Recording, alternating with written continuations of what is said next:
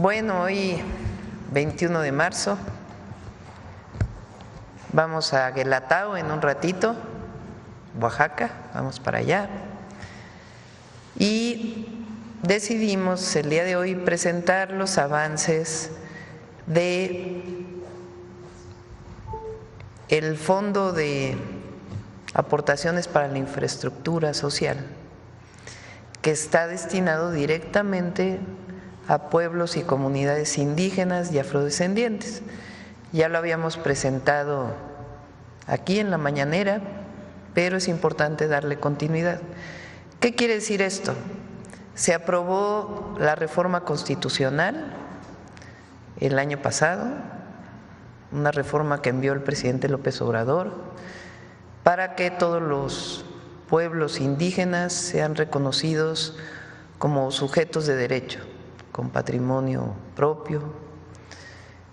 Es un cambio radical en la visión de los pueblos originarios, porque por primera vez son reconocidos como tal. Entonces, ¿qué estamos haciendo ahora? Además de hacer la ley secundaria que se pondrá a consulta en todos los pueblos y comunidades, como dice la propia Constitución que debe ser, que surja directamente de los pueblos y comunidades la ley secundaria, por primera vez cada comunidad va a tener un presupuesto que se les va a entregar directamente. El presupuesto, es decir, los recursos de la federación que llegan por los impuestos de la gente, se distribuyen una parte a los estados, otra parte a los municipios y otra parte al gobierno federal y otra parte a la Cámara de Diputados, al Poder Judicial, al INE. Antes había muchos recursos que se distribuían también a los organismos autónomos, eso ya va a ser mucho menos para poder destinar esos recursos a la gente.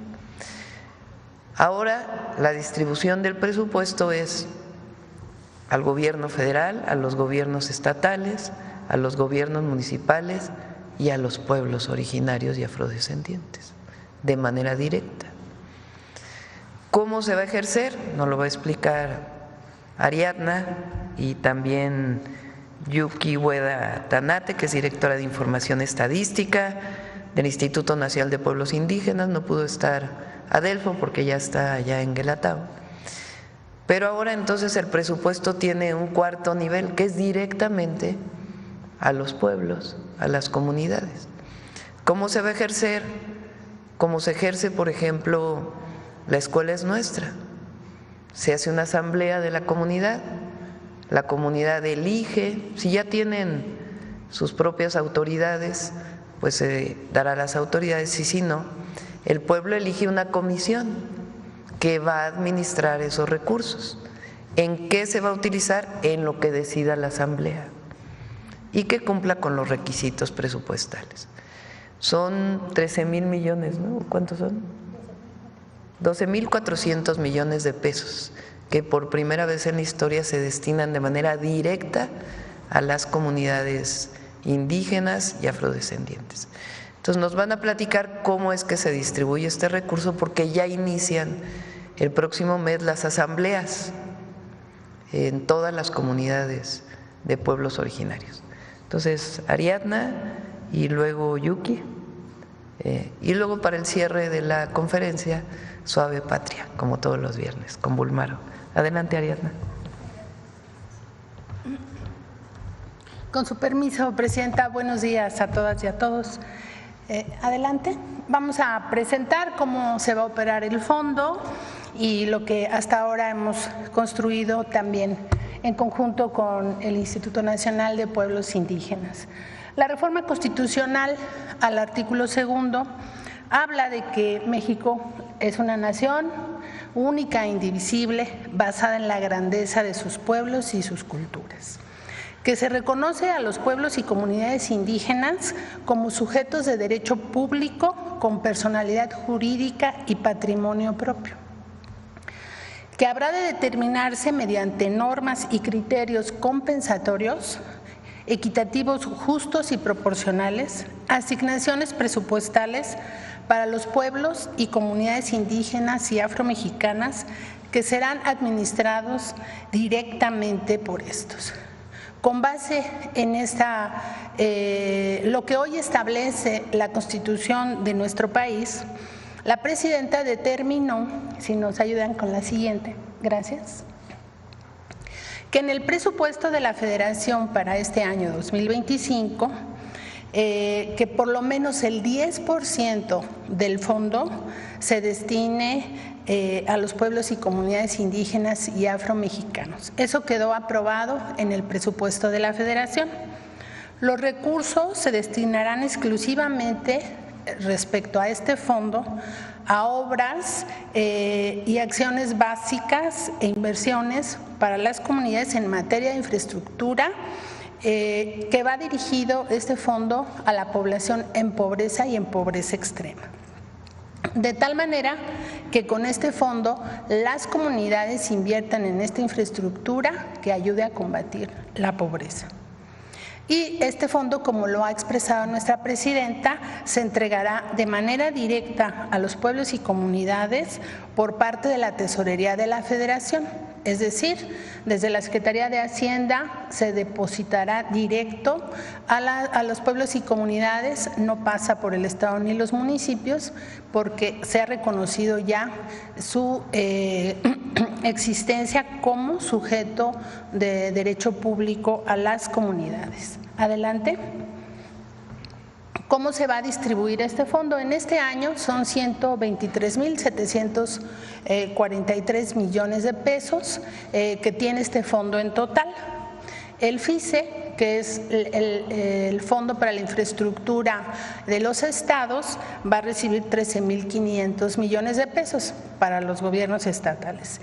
Y a nivel municipal se van a destinar 95,869 millones de pesos. Y especialmente para los pueblos indígenas, en este año el 10%, 12,374 millones de pesos, para ser precisos. Adelante. ¿En qué se puede destinar este fondo? En 8 conceptos en términos generales: inversión en agua potable, alcantarillado, drenaje y letrinas, urbanización, sobre todo de comunidades que están apartadas, electrificación, infraestructura básica, educativa y de salud y mejoramiento de vivienda. Adelante. ¿Cuántas comunidades van a ser beneficiadas?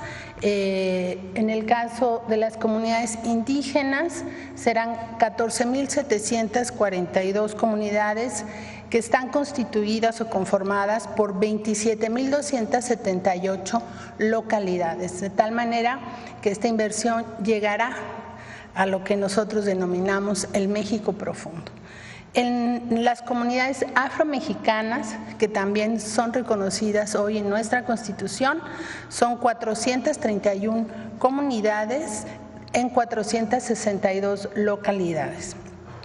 Y hay 44 comunidades pluriculturales en donde convergen más de una comunidad o pueblo indígena o afromexicano, que representan 52 localidades. En suma, serán 15,217 comunidades en 27,792 localidades.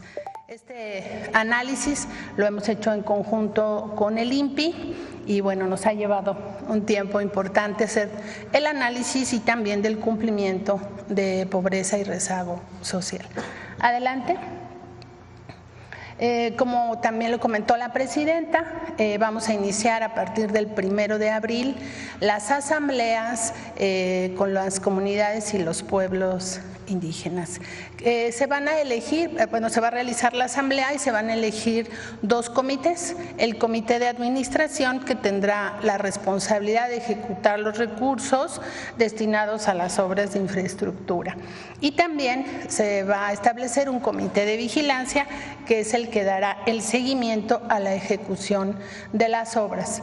Todo esto bajo la coordinación de las autoridades indígenas, que además son electas bajo sus propios sistemas normativos y que ellos estarán coordinando estos trabajos como autoridades que ya están establecidas. En términos generales, ese es el procedimiento del fondo y bueno, esta es la primera vez que en México tenemos este ejercicio de entrega de recursos de manera directa una vez aprobada la reforma constitucional. Es cuanto, Presidenta.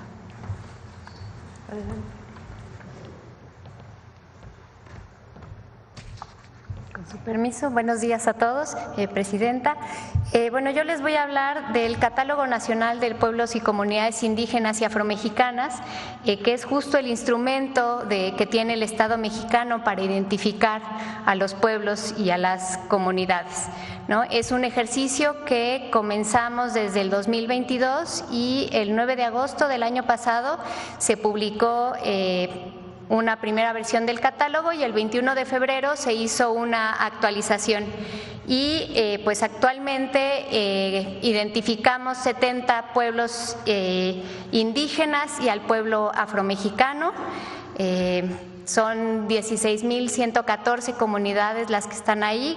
15.600 son indígenas, 444 son afromexicanas y tenemos comunidades pluriculturales, esto es que están integradas por personas de distintos pueblos, ¿no? Ya sean indígenas, distintos pueblos indígenas o también indígenas y afromexicanos, ¿no? Están distribuidas estas comunidades en 28 estados del país, en 1.392 municipios. Entonces, ustedes pueden ver que desde el norte, desde Baja California hasta Yucatán, hay comunidades indígenas, ¿no?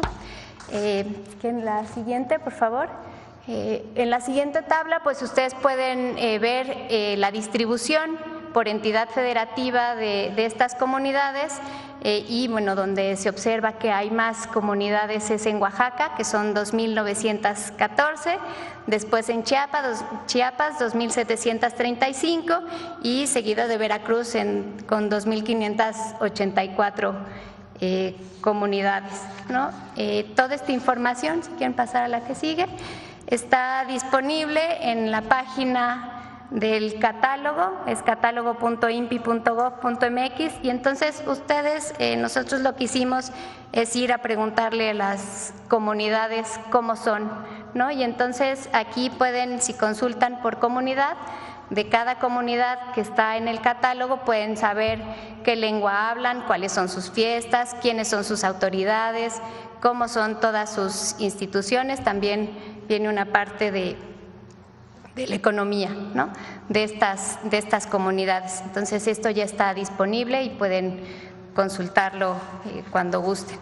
Y pues parte también del análisis y la identificación, si quieren pasar a la que sigue, de estas comunidades, pues vimos que tienen características distintas, ¿no? Unas que tienen que ver con el número de asentamientos que tienen, entonces las identificamos como nucleares, si solo tienen un asentamiento, o extensas, que son varios asentamientos y que reconocen a uno como una cabecera o la sede de la comunidad.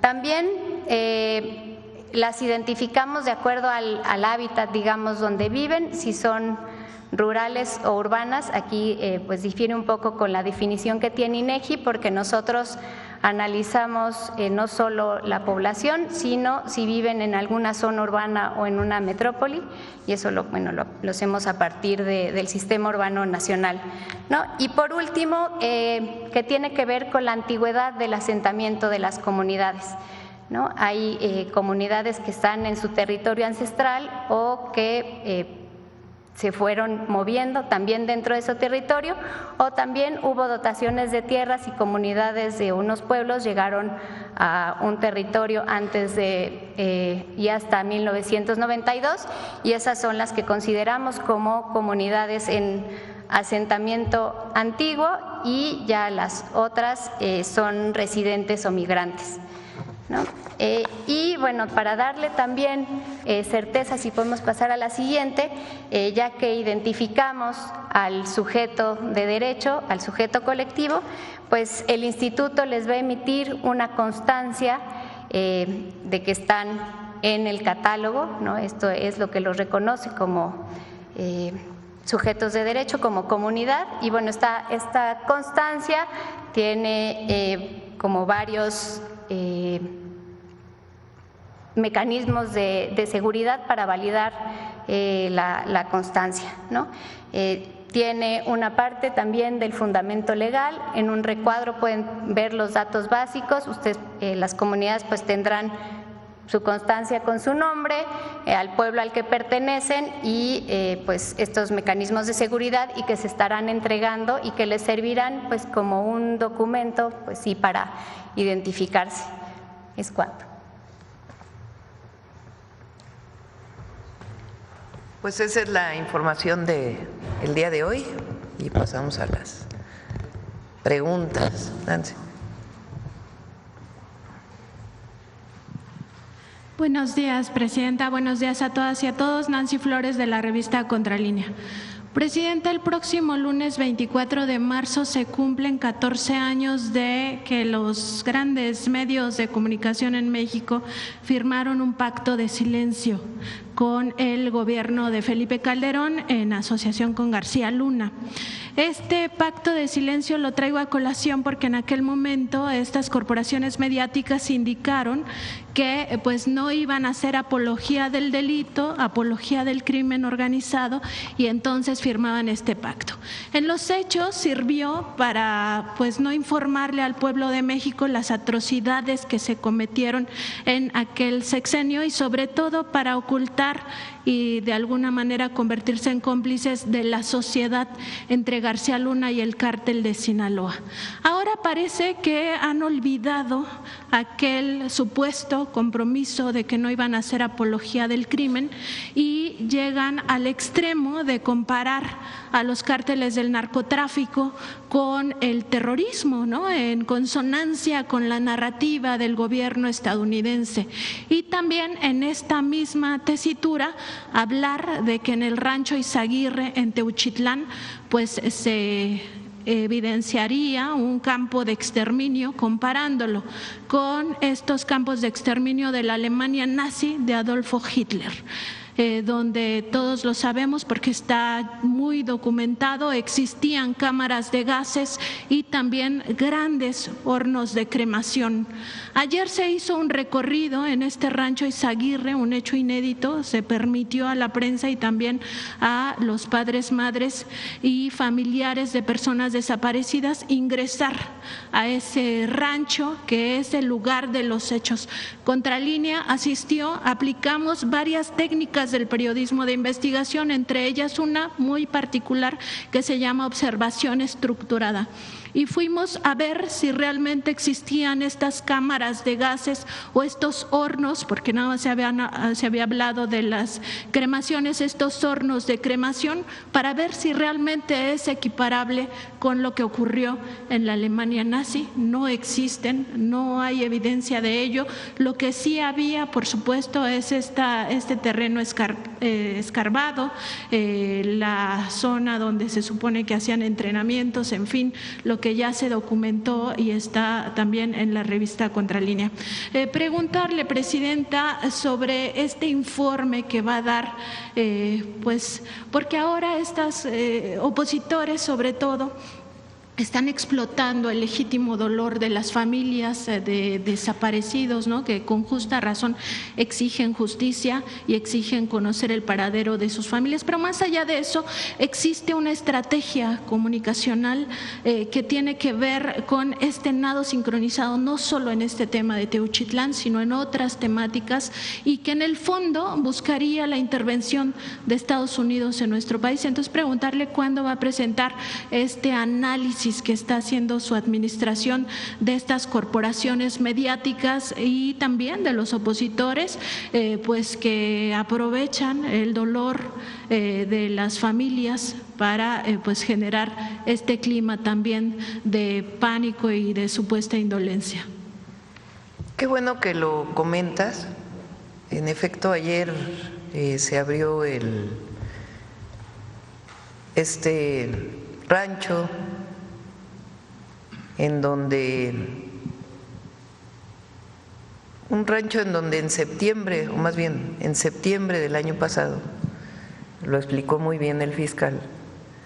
Entró en su momento la Guardia Nacional, hubo detenciones, se dejó el resguardo a la Fiscalía Estatal, el fiscal narró desde su perspectiva qué pasó con ese resguardo y después viene pues estas fotografías que salieron con un colectivo de personas que buscan a sus familiares, con una fotografía de ropa. Eso es, digamos, los hechos. Ya la Fiscalía pues tiene que hacer su investigación a partir de lo que puede recuperar también de la Fiscalía Estatal. Y me pareció muy bien que el fiscal haya abierto el lugar pues para que cada quien sacara sus conclusiones. Es relevante lo que dices, que es la conclusión de Contralínea. Ayer otros compañeros que vienen normalmente a la mañanera también estuvieron presentes. Sería bueno que ellos también vinieran aquí a la mañanera a relatar lo que vieron en el rancho. Entonces, por eso nosotros hemos decidido dividir en dos temas. Uno, el tema de desaparecidos y lo adicional que tenemos que hacer como gobierno federal y en general como Estado mexicano para prevenir y evitar que ocurra este delito, para sancionarlo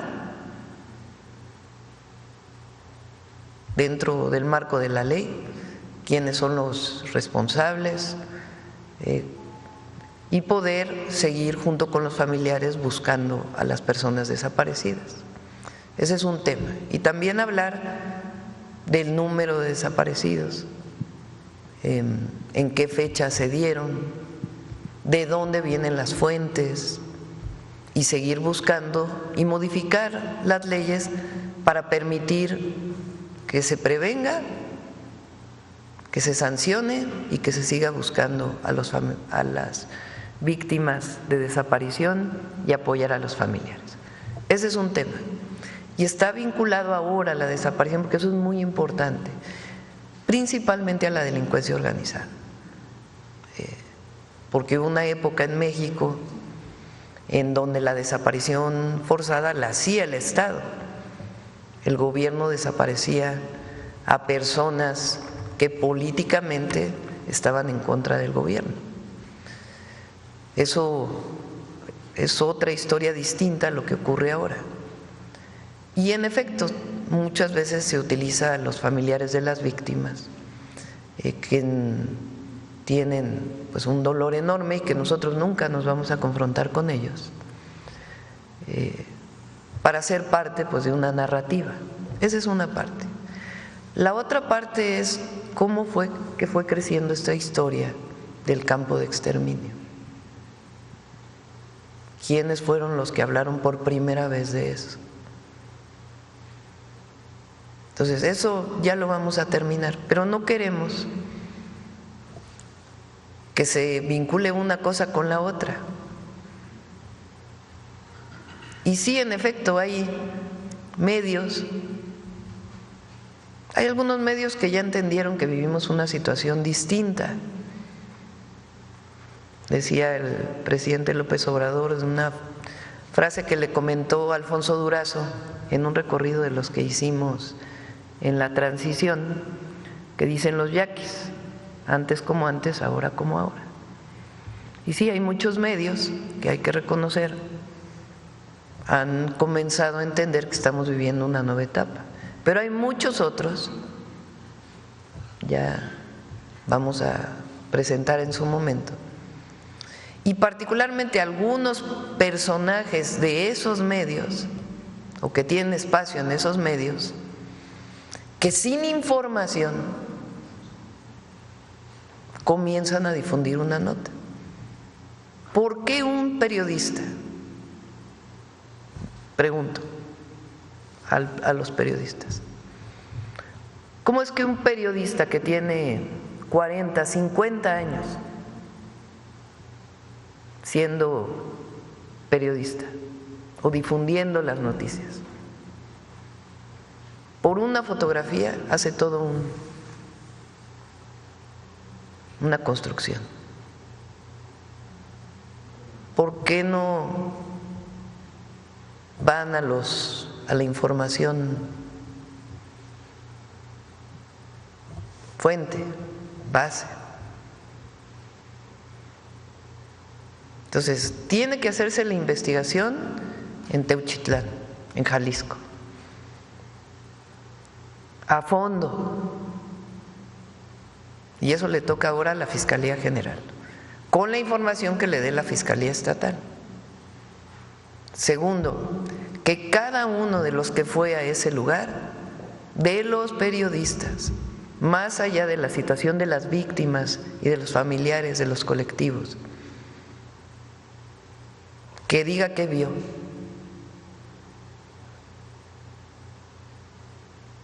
Con responsabilidad. Y después ya esta historia que se ha ido construyendo, que ya la vamos a presentar la próxima semana. Pero queremos, primero, el fortalecimiento de las leyes y todo lo que tiene que ver con el problema de los desaparecidos, de la desaparición como delito, y cómo lo atiende el Estado mexicano, el Gobierno de México, la Fiscalía, los jueces. Después, ¿qué pasó en ese rancho?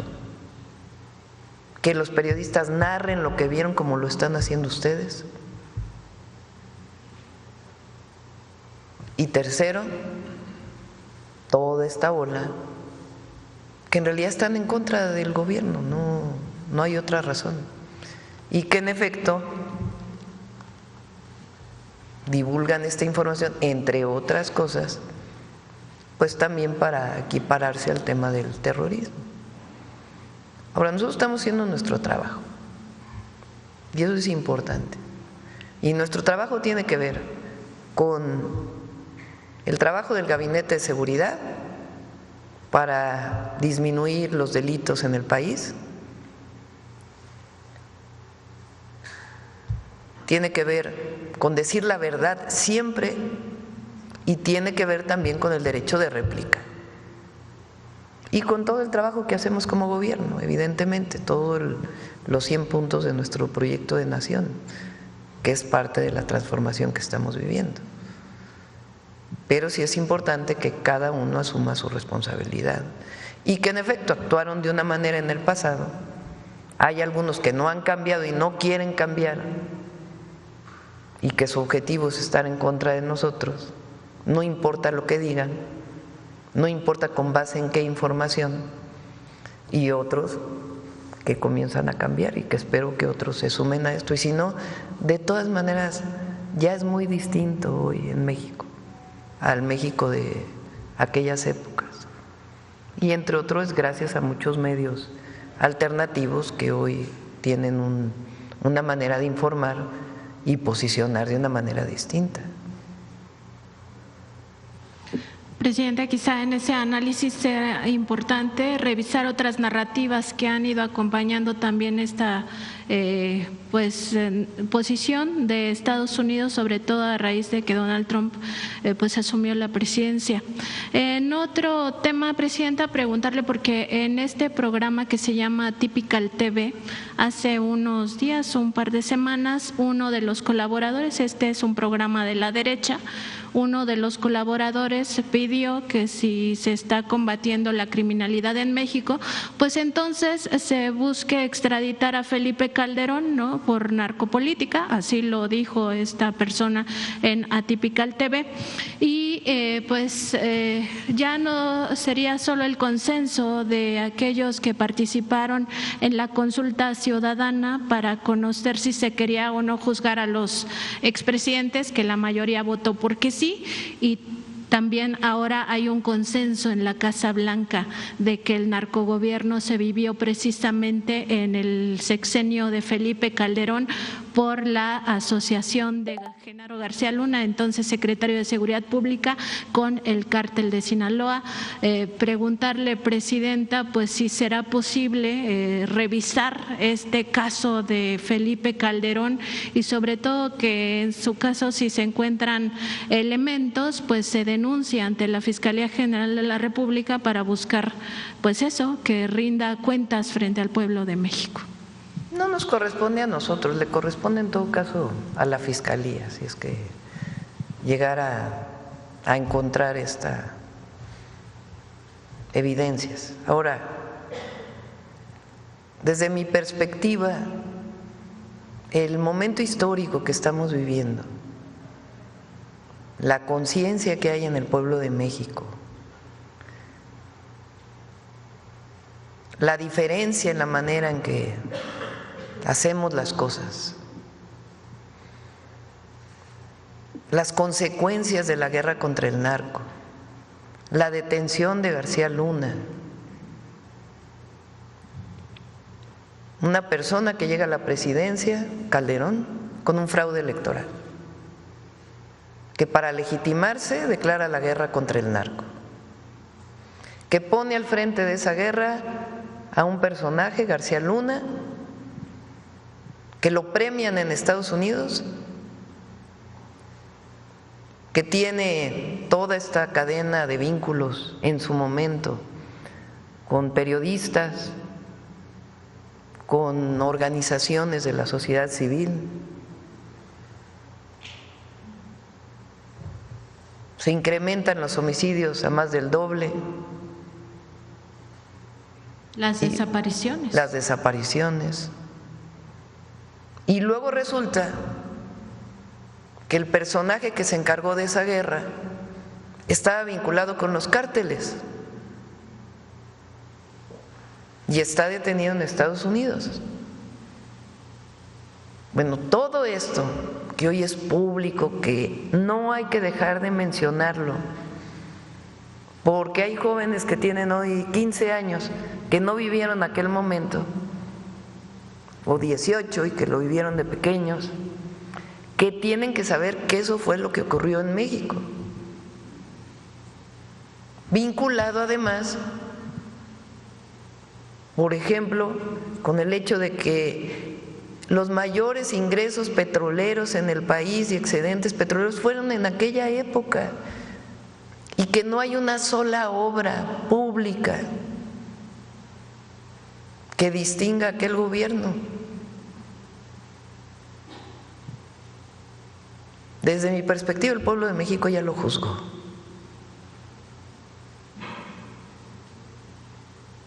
Ya lo juzgó. Y el juicio de la historia quizás el más importante. Y hoy el pueblo de México ya juzgó a Calderón, a su sexenio. Y eso es lo que queda en el legado, en mal legado. Ese no se lo va a quitar nunca. A diferencia, por ejemplo, de un presidente como Andrés Manuel López Obrador, que también el pueblo de México ya lo tiene en un lugar muy especial de su corazón y de la historia, quizá como el presidente más querido en la historia de México, por su pueblo. Uno que evitaron que llegara en el 2006 por un fraude electoral, un presidente espurio que llega a la presidencia y desata una guerra en su propio país, con las consecuencias que ya conocemos, y un presidente amado por su pueblo. Y eso es el legado que va a quedar en la historia, por más que los adversarios quieran hablar mal del presidente López Obrador. Él dijo, yo lo dije en mi discurso en el Congreso, Él dijo, no quiero que me pongan una estatua, una calle, no quiero que mi nombre vaya a ningún lugar. Y yo dije, no hace falta, ya está en el corazón del pueblo. Presidenta, también en este sentido preguntarle si en esta cooperación que está teniendo el Gobierno de México con el Gobierno de Estados Unidos se le ha informado a usted o al Gabinete de Seguridad si existe alguna carpeta de investigación en contra de Felipe Calderón allá, toda vez que pues la Casa Blanca ha señalado precisamente a ese gobierno de Felipe Calderón, sobre todo por esta narcopolítica o este narcogobierno. Consultarle si no es así, si no les han informado que exista alguna investigación abierta en contra del expresidente Calderón, si ustedes podrían pedir como Gobierno de México saber por lo menos si existe y en todo caso solicitarla para conocer en qué términos estaría. No tenemos conocimiento y no nos han informado. Y repito, no es un tema del gobierno. Si hay algún tema en la Fiscalía, pues que proceda a la Fiscalía. Pero nosotros como gobierno no lo vamos a hacer. Bien, en otro tema, preguntarle cómo van las investigaciones en torno a un presunto fraude que se habría cometido en la beneficencia pública, que es esta área adscrita a la Secretaría de Salud. Tenemos conocimiento de que en 2023 se habrían destinado 1.300 millones de pesos a especulación financiera en vez de destinarlos a atender la salud de las personas más vulnerables, y que esto se habría hecho a través de una casa de cambio llamada Bursamétrica. Sabemos que existen investigaciones por este presunto fraude, del cual se habrían perdido o no se habrían recuperado todavía 570 millones de pesos. A ver si tiene conocimiento de ese asunto, presidente. Sí, con gusto le pedimos a Raquel Buenrostro que venga para que informe. También preguntarle, hace 6 años el gobierno de Veracruz metió una denuncia de carácter penal en la Fiscalía General de la República contra Miguel Ángel Yunes y también contra varios de sus hijos por supuestos delitos de enriquecimiento ilícito, delincuencia organizada y presunto lavado de dinero.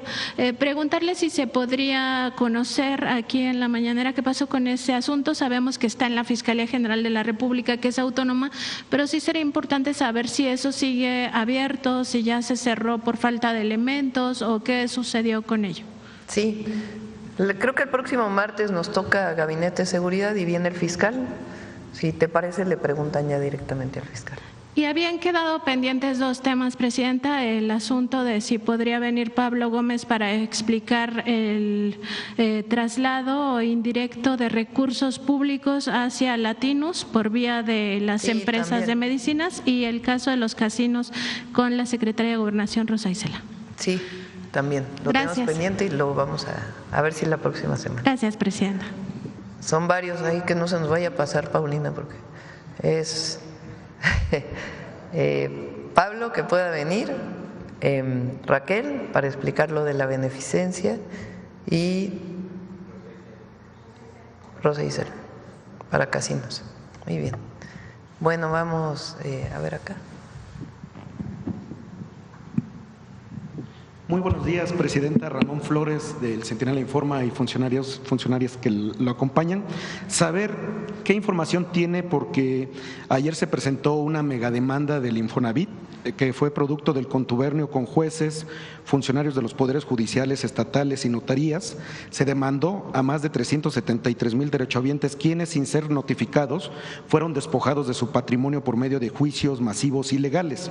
Repito, el día de ayer el Infonavit ha presentado 28 denuncias penales ante la Fiscalía General de la República y alista 3.380 carpetas de investigación por corrupción y conflicto de interés, y que despojaron de su patrimonio a más de 200,000 derechohabientes. ¿Cómo va a apoyar su gobierno a estos 200,000 derechohabientes que fueron despojados ilegalmente a través de fraudes? Se les va a apoyar a través del Infonavit y se está contactando a las personas. Es parte de lo que presentó aquí Octavio Romero, de los fraudes en el Infonavit que se generaron previo a que llegara el presidente López Obrador, y que algunos de ellos no siguieron pues a partir de contratos que se hicieron previamente. Por eso es importante cómo pasó la ley del Infonavit para evitar que vuelva a ocurrir un fraude de estos, porque ahora sí va a haber transparencia y auditoría. Imagínense ustedes que el Infonavit, el Consejo de Administración del Infonavit, en donde tenían el mismo peso antes el representante del sector empresarial, del sector de trabajadores y el director general nombrado por el gobierno y aprobado por el Consejo,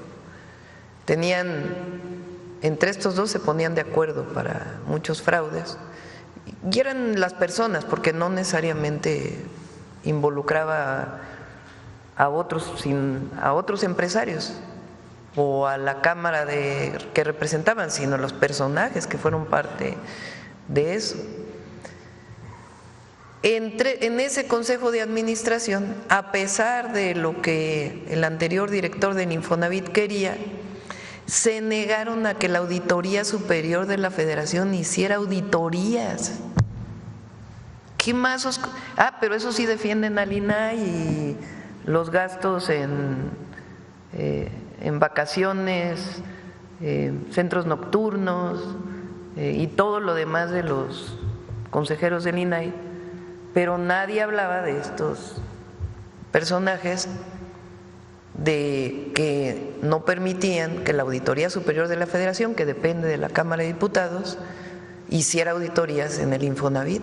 Ahora ya, gracias al cambio de la ley, ya puede hacer auditorías la Auditoría Superior de la Federación y está obligado a la transparencia. Pero todos esos fraudes que se cometieron contra derechohabientes, préstamos creados por esas mismas personas para vender 1, 2, 3, 4, 5, 6 veces la misma casa, o préstamos que se les dieron a empresas para construir viviendas que nunca se construyeron y que trabajadores seguían pagando. Entonces, todo eso es la denuncia que compone lo que presentó Octavio, que ya se habían presentado algunas de ellas y ahora se presenta de manera integral, y ahora que venga el programa de vivienda que presentamos, pues que explique perfectamente, y el apoyo a los derechohabientes, por supuesto, que muchos de ellos fueron víctimas de estos fraudes. Muchas gracias, presidenta. En otro tema, uno de sus lemas siempre dice que es tiempo de mujeres. Hace unos días se presentó un hecho muy lamentable allá en el municipio de Cadereyta, porque estaba el presidente municipal dando una conferencia de prensa y una periodista, Ana Ronquillo, mujer, lo estaba cuestionando muy fuerte, y este presidente municipal ordenó expulsarla del cabildo esposada como si fuera una vil delincuente, y los videos están ahí en las redes. ¿En Cadereyta? Sí, en Nuevo León. Nuevo León. Sí, el presidente municipal ordenó sacarla esposada. Es que hay otros Cadereytas, sí. En otro. Entonces, saber su opinión, presidenta, sobre este abuso de la ley de este presidente municipal, que su nombre fue expulsada del Palacio. ¿Y de qué la acusan a ella? No, nada más porque lo estaba cuestionando muy fuerte, le estaba haciendo cuestionamientos. El presidente municipal ordenó que la esposaran y fuera llevada hasta la puerta del edificio después de hacerle preguntas incómodas al presidente municipal, que es emanado de MC, y su nombre es Carlos Rafael Rodríguez Gómez. ¿Cuál es su opinión sobre este abuso de autoridad hacia una Pues vamos mujer? a pedirle a Citlali que vea, porque es abuso de autoridad y aparte contra una mujer. Entonces, si es el caso como presenta, pues es inaceptable, ¿no? Sí, entonces sí, que lo revisen y que hablen con la compañera. Sí, le paso los videos a Sí. Paulina. Muchas gracias, presidente. Qué barbaridad. Buenos días, presidenta. Manuel Galetzi Ramírez, de Sin Línea y El Político en las Redes. Reforzando un poco lo que mencionaba mi compañera Nancy, también qué opina respecto a los políticos que intentaron pues sacar raja y se aventuraron a decir incluso pues falacias, ¿no? Que hoy se demuestra que no había crematorios, o al menos en las pruebas que hicieron en los recorridos no aparecen. ¿Qué opina respecto a esta actitud pues carroñera de alguna manera? Pues sí, es que ya vamos a presentar quién fue el primero que habló de esto. A ver si nos ayudan ustedes también a ¿De dónde? Revisen quién de estos personajes de la oposición fue el primero que habló de esto. Y de ahí cómo se va retomando, cómo después de eso sale lo de narcopresidenta, narcoexpresidente, cómo se fue construyendo. Y repito, respeto siempre de nosotros a las familiares de las víctimas, siempre. No, la confrontación nunca va a ser, nunca nos vamos a confrontar con ellas, con ellos, porque ellos tienen un dolor que es perfectamente entendible y que nosotros tenemos que estar cerca y apoyar y todo el trabajo que estamos haciendo. Pero esto otro, pero además muchos de ellos fueron funcionarios de Calderón. ¿Cuánto tenía el PAN la última vez en una encuesta? Revísenlo también. ¿Por qué no hablan de García Luna? ¿Por qué no hablan de la guerra contra el narco?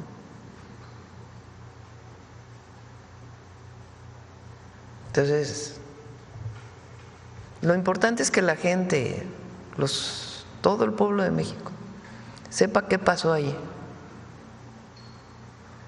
Y también cómo se construyen pues estas historias y quién las construye. Porque hay un periodista por ahí especializado en montajes. Loren. Nada más hay que oírlo, yo no lo oigo la verdad. Nada más lo veo aquí cuando traen la infodemia, el detector de mentiras. Sí, se lo preguntaba. Y me refiero al pasado, para que no vayan a decir que estoy utilizando palabras. Pero están siempre contra nosotros. Y muchas veces sustentado pues no en evidencias, sino en construcciones. Nuevamente repito, nuestra solidaridad siempre. Yo he dicho a lo largo de mi vida que siempre voy a estar del lado de las víctimas y de la justicia. Esa ha sido mi historia y así va a seguir siendo. Pero también hay que tener derecho de réplica frente a estas historias que se hacen. Sí, se lo preguntaba, Presidenta, porque el día de ayer algunos senadores justo de la oposición planteaban como la propuesta, ¿no?, de que se cree un grupo interdisciplinario a nivel internacional para investigar a profundidad esto, pero como usted dice, pues son de gobiernos anteriores, particularmente el PAN y el PRI. También quería preguntarle… Ahora, la verdad es la verdad, O sea, lo que encuentre la Fiscalía, porque eso siempre se tiene que conocer la verdad de qué pasó ahí en otros lugares, siempre, pero no la construcción de historias, ¿verdad? También ayer nos mencionaba, casi al final de la conferencia, que se estaba trabajando en una estrategia especial para la seguridad en ciertos municipios de la zona oriente del Estado de México. Quisiera ver si ya tiene alguna fecha estimada, cuándo se va a presentar y sobre todo si también se va a contemplar la seguridad en el transporte, Presidenta. Algunos de nuestros usuarios a veces nos demandan mucho eso. Por favor, háganle saber a la Presidenta que a veces pues es a veces incertidumbre viajar en el transporte público, particularmente en algunos municipios pues donde no hay alumbrado y eso, saber más información al respecto. Sí, vamos a presentar muy pronto el programa integral para la zona oriente del Estado de México. Es agua potable, drenaje. Por cierto, a ver si tienen la fotografía del colector de Chalco. Es una obra muy importante después de la inundación que hubo. Se va a terminar en mayo. Agua potable, drenaje, alumbrado público, repavimentación, senderos seguros, senderos de paz que les llamamos ahora, y lo que tiene que ver con seguridad y vivienda. Recuerden que ahí ya entregamos alrededor de 100,000 apoyos para mejoramiento de vivienda en estos municipios. Y estamos trabajando conjuntamente presidentes municipales, la gobernadora del estado y un equipo que coordina la Secretaría de Gobernación, en donde está Armando Quintero, que es el director del Instituto para el Fortalecimiento Municipal o algo así se llama, y Germán Martínez, que estaba antes en Conagua y que nos está ayudando a coordinar toda la parte de ingeniería de apoyo en esta zona. Entonces, ese es por un lado, y por otro lado, la estrategia de seguridad. Entonces, todo esto lo vamos a presentar, les vamos a pedir a los presidentes municipales, a la gobernadora que vengan. Ya estamos cerrando el proyecto y con gusto lo presentamos. Y va a incluir, obviamente, la seguridad en el transporte público, aparte de lo que ya está haciendo la gobernadora, obviamente. Sí, algo similar podría hacerse en el caso de Guanajuato, porque también tengo entendido y vimos que la gobernadora estuvo aquí en la conferencia, en la reunión de seguridad, y habló que incluso la semana siguiente va a ir Omar García Harfuch, ¿no? ¿Podría aplicarse algo similar en Guanajuato? Sí, el martes, el día del informe de seguridad, se van a presentar detenciones muy importantes que ha hecho el gabinete, muy importantes, que tienen que ver con la generación de violencia en muchos estados del país. Entonces, ahí también vamos a hablar de Guanajuato. Y ya para terminar, Presidenta, perdón. ¿Qué opina respecto a que el presidente de El Salvador criticó la situación de inseguridad en México y dijo que aunque su país es mucho más grande, pues se puede contener la violencia en nuestro país estado por estado? Digo, en redes generó una alta discusión. Quisiera saber si tiene alguna respuesta al respecto. No voy a entrar en debate con Bukele, la verdad. Podríamos aquí hacer todo un debate de la forma en que ellos están afrontando eso. Él fue electo por su pueblo, pero al mismo tiempo pedimos respeto para México. Gracias, presidente. Respeto, siempre respeto. Es la característica de la diplomacia. Entonces, respeto a lo que hacemos en nuestro país.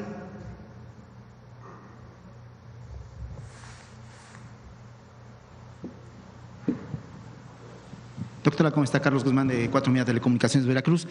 Pues consultarle justamente el tema que decía por aquí el compañero Galeazzi, de lo que pasó ayer en el Senado de la República. El senador que presentó esta iniciativa para buscar crear una comisión más que internacional, también nacional, es Marco Cortés, que fue el presidente nacional del PAN.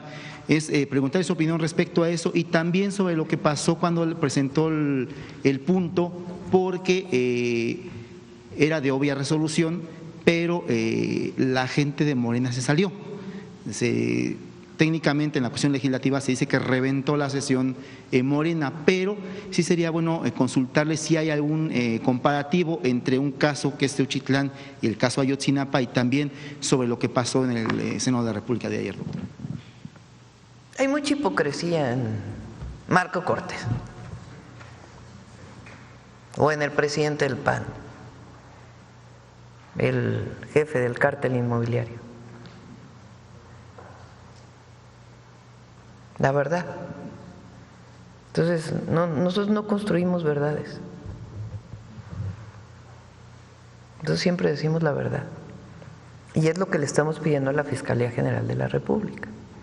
Y qué bueno que ayer, con todo y las dificultades de lo que ocurrió el día de ayer, particularmente con los familiares o las familiares de personas desaparecidas, más allá de la situación que se presentó, pues qué bueno que hubo compañeros de ustedes que entraron y vieron el lugar. Y es muy importante que reporten lo que vieron, como lo hace Contralínea. Entonces sí es importante que aquí en la mañanera, en sus espacios, que digan lo que vieron. No es el gobierno diciendo, no es la Fiscalía, sino ¿qué encontraron ahí? Leí que alguien dijo que se limpió o no sé qué. ¿Qué posibilidad habría de que eso hubiera ocurrido frente a lo que dijeron que había ahí? Pues para eso es también el periodismo de investigación. Entonces, que se reporte lo que se vio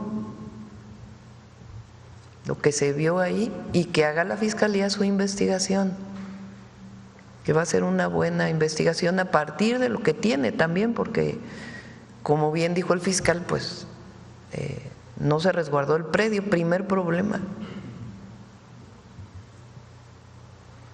Entonces, nosotros no vamos a tapar nada, y vamos a hacer siempre nuestro trabajo y a decir la verdad. Reiterando este tema que está tocando, doctora, pues se menciona que no se reportó el hallazgo de hornos crematorios o de evidencia, como nos decía el fiscal general de la República en la conferencia que dio la víspera allá en sus instalaciones en la Comunidad de Doctores. Ya te contestaste. Por eso es que es mejor que lo digan ustedes, quienes estuvieron ahí. No es un dicho de la presidenta o de… no. Sí, es lo que quienes estuvieron ahí digan lo que vieron. Repito, de nuevo, porque van a querer utilizar esto que estoy diciendo, nuestra solidaridad siempre a las víctimas y a los familiares de las víctimas, y nuestro compromiso de seguir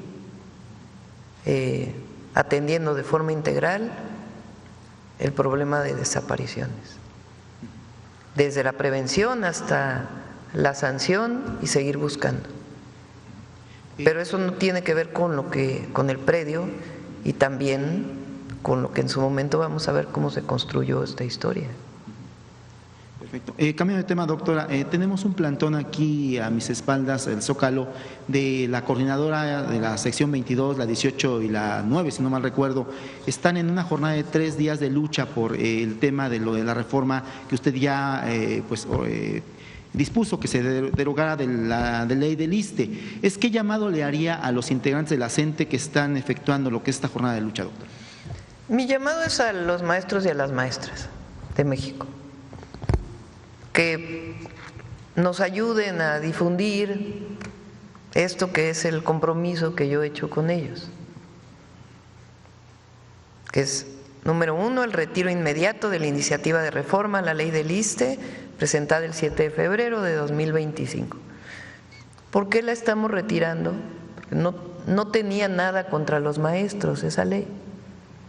Lo único que decía esa ley era la condonación, la quita, etcétera, de los préstamos de Fobiste, y el que los funcionarios públicos de alto nivel, como la Presidenta de la República, en la parte de la compensación de su salario, aportáramos más al ISSSTE para el fortalecimiento de su sistema de salud. Entonces, eso es lo que decía, pero a lo mejor no se informó bien, no se conoció, y entonces, para que no haya ningún problema, retiramos esa iniciativa de reforma.